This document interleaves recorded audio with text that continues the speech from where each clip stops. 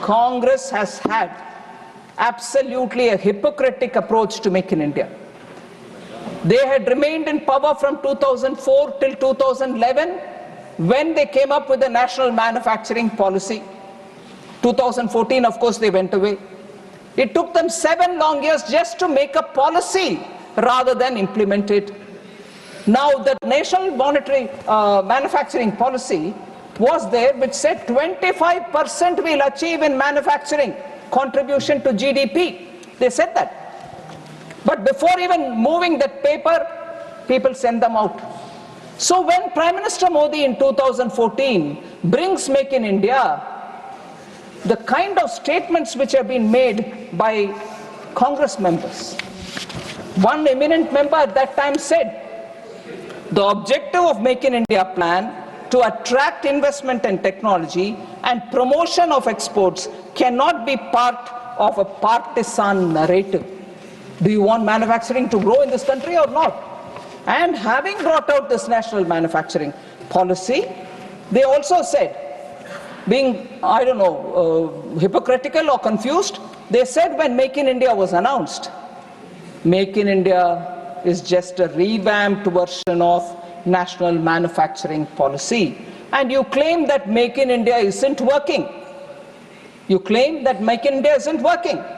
Doesn't that mean that national manufacturing policy itself was flawed? Are you suggesting that it is your policy?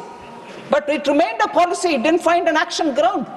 And when we make it an actionable policy, we bring in Make in India, we want to bring in several steps towards improving it. They have this problem of either not knowing whether they should accept it, not knowing whether they should reject it, because it also has their own national manufacturing policy into it. They claim 25% of contribution, manufacturing will reach 25% to the GDP level. No, they didn't move an inch. Whereas Make in India today is showing how, for example, in the defense industry, we are able to export.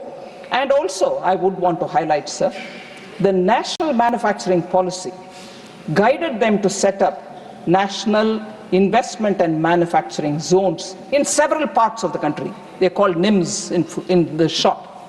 NIMS also remained where they were. They were in far-flung areas, no railway station next to it, no port. They were on patronage basis. And not until when Prime Minister Modi brings PM Gati Shakti, when all this gets integrated into that, when a scheme of things are understood as to does it have a port next to it, does it have a railway station next to it, is a coal mining area or a raw material supply area next to it, bring all that together and do something to improve logistics there.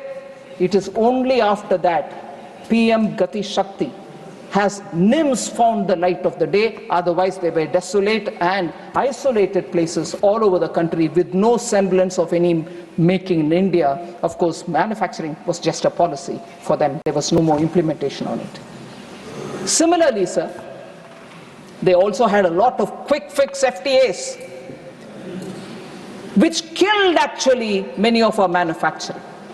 Today, Commerce Minister is struggling to have those FTAs hurriedly done during their period, reviewed, because countries have realized it was so loosely worded, it had so many things which was ready giveaways for our partner countries, which is good. You want to give them market access for many of the things.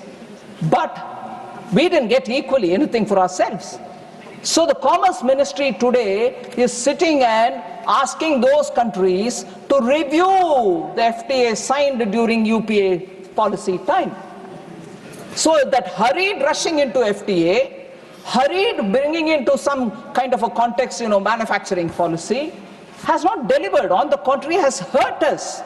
Believe in Make in India. It is giving you results. I've already quoted how defense exports are flourishing under Make in India. Of course, everybody called during UPA time their growth as jobless growth, which is right. 69, the report of the Standing Committee on Finance itself said that.